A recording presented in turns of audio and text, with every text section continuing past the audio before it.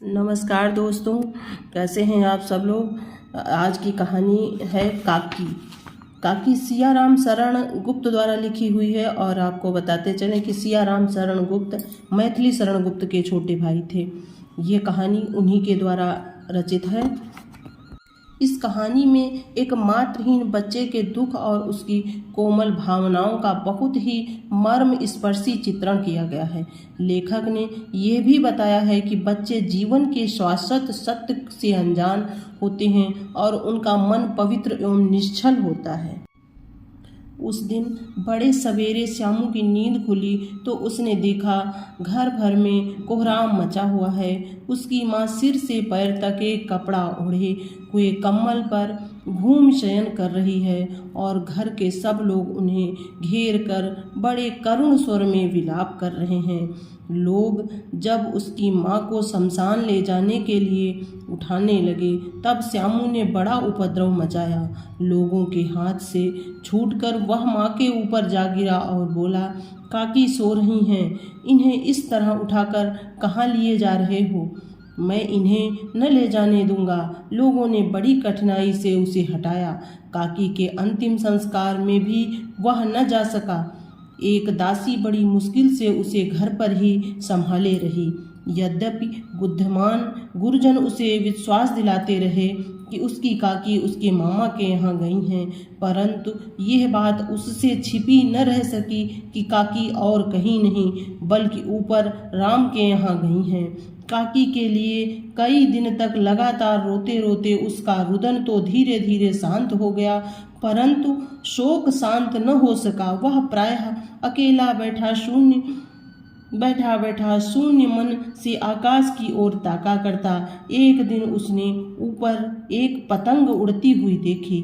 न जाने क्या सोचकर उसका हृदय एकदम खिल उठा। पिता के पास जाकर बोला, काका मुझे एक पतंग मंगा दो, अभी मंगा दो।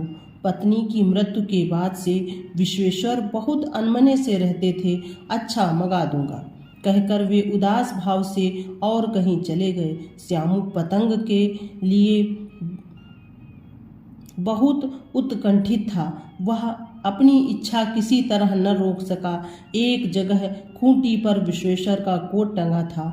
इधर उधर देखकर उसके पास एक स्टूल सरका कर रखा और ऊपर चढ़कर कोट की जेब टटोली। एक चवन्नी पाकर वह तुरंत वहां से भाग गया। सुखिया दासी का लड़का भोला श्यामू का साथी था। श्यामू ने सुखिया दासी का लड़का उसे चवन्नी देकर कहा, अपनी दीदी से कहकर गुपचुप एक पतंग और डोर मंगा दो। देखो खुद अकेले में लाना, कोई जान न पाए। पतंग आई। एक अंधेरे घर में उसमें डोर बांधी जाने लगी। श्यामू ने धीरे से कहा, भोला किसी से न कहो तो एक बात कहूँ? भोला ने सिर हिलाकर कहा, नहीं किसी से न कहूँगा। श्यामू ने रहस्य खोला, मैं इस पतंग को ऊपर राम के यहाँ भेजूंगा। इसको पकड़कर काकी नीचे उतरेंगी। मैं लिखना नहीं जानता, नहीं तो इस पर उसका नाम लिख देता। भोला श्यामू से अधिक समझदार था। उसने कहा, बात तो बड़ी अच्छी है सोची, परंतु एक कठिनाई है। यह डोर पतली है, इसे पकड़कर काकी उतर नहीं सकती क्योंकि इसके टूट जाने का डर है। पतंग में मोटी रस्सी हो तो ठीक हो जाए। श्यामू गंभीर हो गया। मतलब यह बात लाख रुपए की सुझाई गई, परंतु कठिनाई ये थी कि मोटी रस्सी कैसे मंगाई जाए। पास में दाम है नहीं और घर के जो आदमी हैं उसकी काकी के बिना दया माया के जला आए हैं। दया माया वे उसे उस काम के लिए कुछ न देंगे। उस दिन श्यामू को चिंता के मारे बड़ी रात तक नींद नहीं आई। अगले दिन वाली तरकीब से दूसरे दिन उसने पिता के कोट से 1 रुपया निकाला और ले जाकर भोला को देते हुए बोला, देख भोला, किसी को मालूम न होने पाए। अच्छी अच्छी 2 रस्सियाँ मंगा दे। एक रस्सी छोटी पड़ेगी। जवाहिर भैया से मैं एक कागज़ पर काकी लिखवा लूँगा। नाम लिखा रहेगा तो पतंग ठीक उन्हीं के पास पहुंचेगी। 2 घंटे बाद प्रफुल्ल मन से श्यामू और भोला अंधेरी कोठरी में बैठे पतंग में रस्सी बांध रहे थे। अकस्मात उग्र रूप धारण किए हुए विश्वेश्वर शुभ कार्य में विघ्न की तरह वहां जा घुसे तथा भोला और श्यामू को धमकाकर बोले, तुमने हमारे कोट में से रुपया निकाला है। भोला एक ही डांट में मुखबिर बन गया। बोला, श्यामू भैया ने रस्सी और पतंग मंगाने के लिए पैसे निकाले थे। विश्वेश्वर ने श्यामू को 2 तमाचे जड़कर कहा, चोरी सीख कर जेल जाएगा। अच्छा, तुझे आज अच्छी तरह समझाता हूँ, कहकर फिर कई तमाचे जड़े और कान मलने के बाद पतंग फाड़ डाली।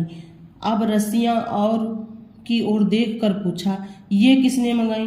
भोला ने कहा, इन्होंने मंगाई थी। कहते थे इसमें पतंग टांग कर काकी को राम के यहाँ से नीचे उतारेंगे। विश्वेश्वर हक्का बक्का होकर वहीं खड़े रह गए। उन्होंने पतंग लेकर देखी, उस पर चिपके हुए कागज पर लिखा था काकी।